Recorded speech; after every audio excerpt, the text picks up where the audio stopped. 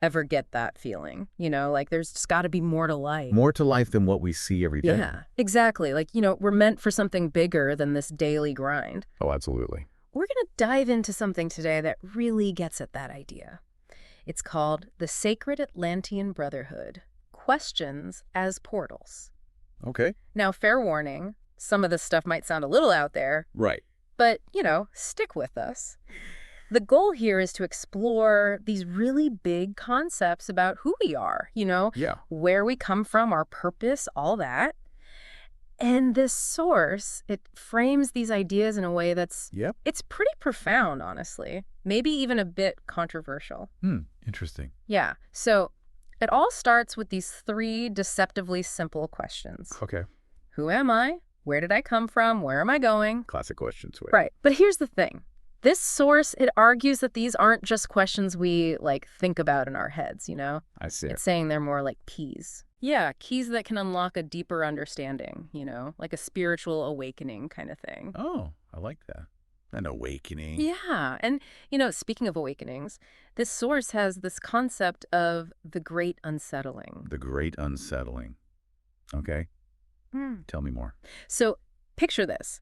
Imagine that moment when everything you thought you knew, everything you built your life on, suddenly feels wrong for. Yeah, or just off, like it doesn't quite fit anymore. It's outgrown it or something. Exactly. It's like this feeling that something is missing, and all the routines and expectations we've come to accept, they just don't cut it anymore. Have you ever felt that? Oh, absolutely. It's like you suddenly become aware of the limitations of your reality, like there's this whole other dimension out there you haven't even tapped into. A hidden dimension. Right. And this source suggests that this unsettling feeling, this discomfort, it's actually the starting point. The starting point of what? Of a journey toward a more authentic self. It's when we finally start asking those big questions, ones we might have been avoiding. Makes sense. So we have to get uncomfortable to grow. Yeah, kinda. And one of the first things this source challenges us to confront is this idea that, and get this. Okay, hit me. It says, you are not who you think you are. Whoa, that's a bold statement. Right, I know. But it goes on to say that all those labels we give ourselves, our jobs, relationship status, even our political views are all just masks. Yes. Yeah, like costumes we wear to fit in, So it's saying we're not really being our true self. Exactly. It's like we're playing a role, but we've forgotten who we really are underneath. That's deep. So how do we even begin to answer that question then? Who am I? It's so big. Right. It can feel really overwhelming. But that's actually part of its beauty, according to this source. Okay, I'm intrigued. So the source draws this fascinating parallel to Ramana Maharshi. Oh, the Indian sage. Yeah, exactly. He spent his whole life exploring this question, who am I? Right, I've heard of him. Yeah. And did he find a simple answer? Well, not really. It wasn't about arriving at a definitive answer for him. His whole journey was about the process of inquiry itself. So the journey is more important than the destination. Exactly. It's about peeling back the layers of the ego to get to that true self. That makes sense. And it kind of reminds me of this one line from the source that says, the eye you seek is the eye that seeks. That's the one. It's not about finding a fixed answer. It's about the journey of self-discovery itself. Yeah, it's about recognizing that part of us that's always searching for something more. And that yearning, that seeking, maybe that's a big part of who we really are. I like that. Okay, so we've started to unpack that first question. Who am I? Now let's dive into the next one. Where did I come from? All right, let's do it. We talking family history here. Not quite. The source, it takes a completely different approach. It's not talking about our physical birthplace or family lineage. Whoa. So where are we talking about then? It's talking about the origin of our very being, where did our soul come from? Wow. Okay, things are getting really metaphysical now. Right. It totally flips the script on how we usually think about ourselves. Instead of seeing ourselves as bodies that happen to have souls, this source suggests... Suggests what? That we are souls inhabiting bodies. Whoa. That's a huge difference. It is, right. It's subtle, but it changes everything. Yeah, I can see that. So if our true essence isn't tied to our physical form, where did it come from? Where is our soul's home? That's the question, isn't it? Well, the source says our true home isn't a physical place at all. Okay, so where is it then? It's a state of pure consciousness. Pure consciousness. So like beyond thoughts and feelings. Exactly. Imagine a realm of infinite potential, the source where everything comes from. That, according to this text, is where we truly come from. Mind blown. All right, so if we come from this realm of pure consciousness, where are we going? What about the big where am I going question? Right. This source has some pretty radical ideas about that one, too. Get this. Okay, I'm all ears. So, you know how people traditionally view heaven and hell as like destinations after we die? Yeah, the whole pearly gates thing. Exactly. Well, this source completely throws that concept out the window. No way, seriously. So what does it say instead? It says that heaven and hell aren't places we go to. Okay, I'm following you. They're states of being that we experience right here, right now. Whoa, hold on. So it's not about some reward or punishment in the afterlife. It's about how we live our lives right now. Exactly. It's about recognizing that the journey itself, the way we choose to live each moment, is what ultimately shapes our experience. So if we cultivate those heaven-like states of mind, we can experience heaven right here on Earth. That's what this source seems to suggest. And it gets even more interesting when it starts talking about institutions like governments and religions and how they might actually benefit from keeping people unaware of these truths. Oh, wow. Now we're getting into conspiracy territory. Maybe, maybe not. But it definitely makes you think. The source even says a person who knows who they are cannot be controlled. That's a pretty powerful statement. Right. It's suggesting that once we awaken to these deeper truths about ourselves, we can't be manipulated or controlled in the same way. We start questioning the systems and structures that we've always taken for granted. And that can be pretty threatening to those in power, can it? Exactly. But before we get too lost in these big ideas, the source actually offers some practical advice on how to actually navigate these mind-bending questions. Okay, give me the cheat sheet. All right, so it boils down to three main things. First, sitting with the questions. Second, meditating on I am. And third, embracing the mystery. Those are interesting practices. Mhm. So let's break them down one by one. What does sitting with the questions actually look like? Well, it's about resisting that urge to immediately jump to answers, Yeah, we all want the quick fix. Right. Instead, it's about creating space to simply be with the questions, to let them kind of simmer in your subconscious. That can percolate, yeah. Exactly. Allow yourself to feel the discomfort, the uncertainty, without trying to fix it or explain it away. So it's more about the process than the outcome. Yeah, kind of like those questions are seeds that need time to germinate in our minds. I like that analogy. Okay. What about meditating on I am? What's that all about? So this is about connecting with that fundamental sense of self that exists beyond all the roles and identities we play in the world. Not I am a doctor or I am a parent or any of that. Just the pure essence of being. Exactly. It's about stripping away all those layers and tapping into the core of our being, that spark of consciousness that animates us all. That's beautiful. And finally, what about embracing the mystery? What does that entail? Well, this one's all about recognizing that the journey of self-discovery isn't about arriving at a final destination. It's not about checking boxes and getting a gold star. Right. It's about surrendering to the unknown, to the vastness of what we don't understand, and trusting that the process itself will lead us to where we need to be. So it's about letting go of control and trusting the journey. Exactly. It's not about having all the answers. It's about cultivating that sense of wonder, a willingness to explore the unknown with an open mind and heart. To be comfortable with not knowing. Yes.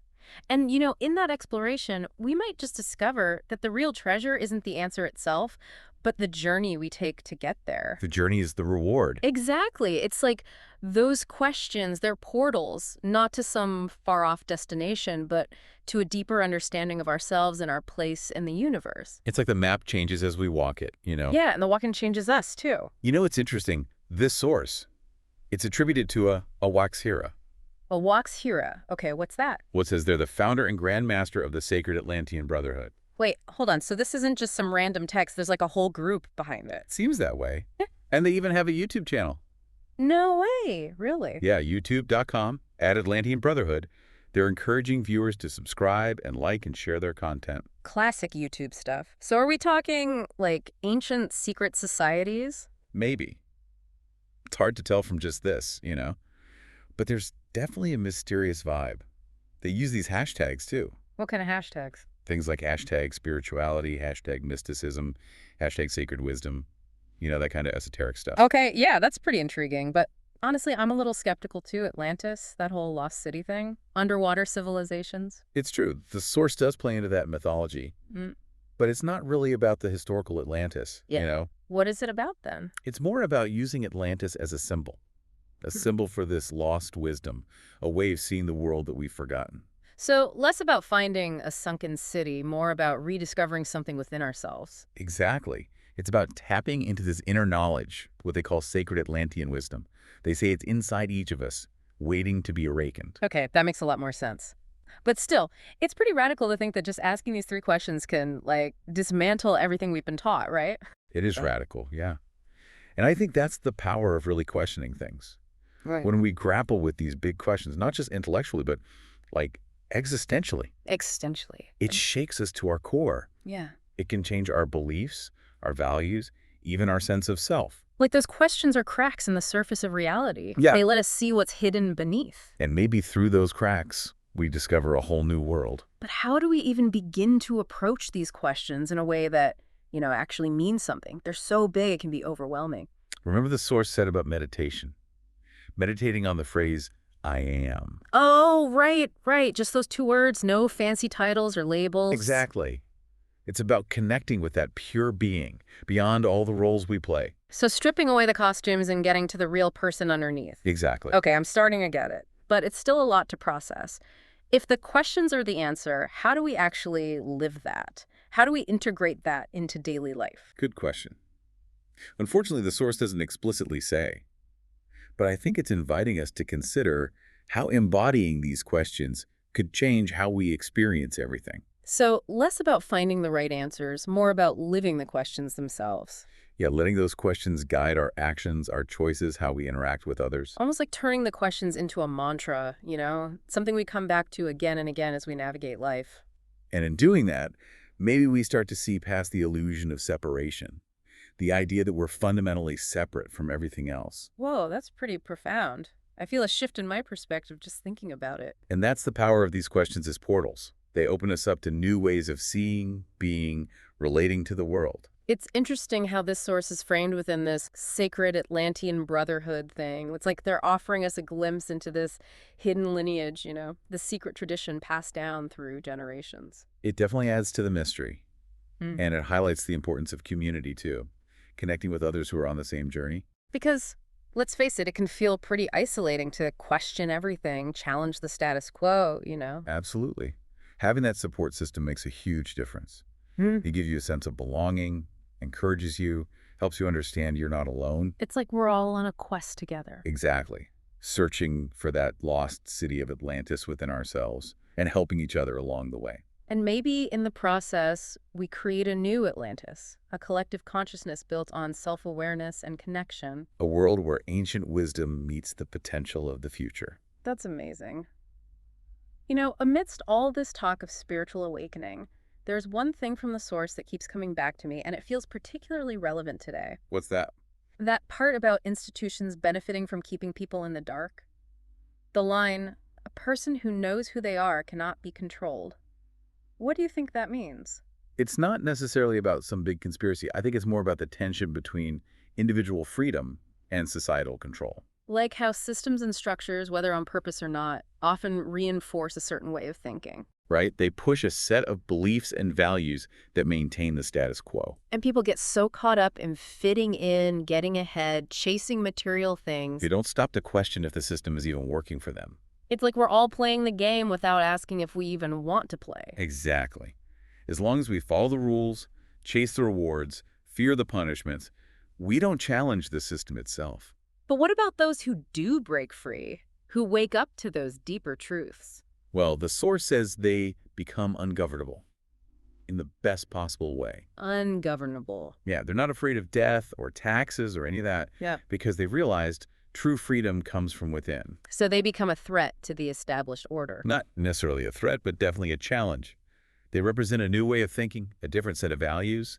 They might question authority, challenge norms, or just live on their own terms. And that can be disruptive to those empowered. Absolutely. Yeah. Someone who knows their worth, understands their place in the universe, they can't be easily controlled. So this journey of self-discovery isn't just personal. It impacts the world around us. Exactly. The more people awaken, the more the collective consciousness changes. And as that happens, systems based on control start to crumble. Wow, that's powerful. It's like the butterfly effect. Exactly. One small change can ripple out and change everything. Hmm. Maybe that's what this Sacred Atlantean Brotherhood is all about. What do you mean? Planting the seeds of awakening, inspiring others to start this journey and, together, create a more conscious world. This is getting me fired up. I need to learn more about this. What do we do? The first step. Take the source's advice. Seriously, sit with those 3 questions. Who am I? Where did I come from? Where am I going? Don't be afraid of what comes up. And maybe check out that YouTube channel, see what this brotherhood is all about. Definitely worth a look. You never know what you might find. All right, listeners, you heard it here first. We're going on a quest for Atlantis. But not the one at the bottom of the ocean, the one inside ourselves. And who knows? Maybe the real treasure was the journey all along. As we keep going with this questions as portals thing, one thing that sticks out is the idea of fear. Fear of the unknown, fear of losing ourselves, fear of stepping outside our comfort zones. Fear is a powerful force. It keeps us stuck in those routines and identities even when they're no longer serving us. Like we're so afraid to make waves, to upset things, that we settle for a life that's less than what we could have. And institutions, maybe without even realizing it, they play on that fear to keep things in check. It's not just about money or status, it's about fearing we'll lose our place in the world. If we question the narrative, we might be rejected. That fear can trap us in jobs we hate, relationships that drain us, beliefs that hold us back. But what if the answer, like the source suggests, is embracing the mystery? Letting go of that need for certainty and control. It's not about being reckless. It's about shifting our perspective. Being willing to explore the unknown with courage and curiosity. Like we're being invited to become explorers of our own inner worlds. And in that exploration, we might find that the fear we've been clinging to was an illusion, something blocking us from our true freedom. So not conquering fear, but transcending it. Seeing it as a step on the path to awakening. Exactly. Fear can be a sign that we're about to break through, push past our limits, expand into something bigger. Okay, that makes sense, but it's still kind of scary. It's like jumping off a cliff without knowing what's at the bottom. That's where trust comes in. Trust in the process. Trust your intuition. Trust that even if you stumble, you'll land on your feet. Trusting the fall. That's powerful. And remember the Sacred Atlantean Brotherhood. Maybe that's a metaphor for the community we need, the support system to help us through the unknown. Like we're all in this together, supporting each other, sharing our experiences, our insights, our vulnerabilities. Creating a map for those who come after us. Building a new Atlantis, one question at a time, one fear at a time. And in doing so, transforming ourselves and the world around us, creating a more conscious, interconnected, compassionate reality. You know, going through all this questions as portals stuff. It really highlights personal responsibility. Absolutely. Yeah. It's on us to figure out who we are, not wait for someone to tell us. And that's exciting, but also kind of scary, right? How so? Well, on one hand, we have the power to create our own reality, Right. but it also means we can't blame anyone else if we're unhappy. True. We got to own our choices. The source is like, step up, be the architect of your own life. But that means facing the tough stuff, the parts of ourselves we might not like. And maybe that's where those 3 questions come in. How so? They're not just about finding answers, but lighting the way forward, even if it's a path we've never been on before. Using them as a compass to navigate life and find our purpose. Exactly. So listeners, as we wrap up this deep dive into the Sacred Atlantean Brotherhood, questions as portals, I want to leave you with a challenge. Embrace those questions. Who am I? Where did I come from? Where am I going? Big questions. Seriously, sit with them. Let them unravel you. Don't be afraid of where they lead. What if they're not meant to be answered but lived? What if the journey is the real destination? That the act of seeking is what leads us to understanding? And maybe, just maybe, we'll find we're not alone on this journey. Oh, I like that. That there are others asking the same questions, seeking the same truths, building a new world together. A world based on self-awareness, connection, compassion. It's out there, folks. The answers might be closer than you think. Keep exploring.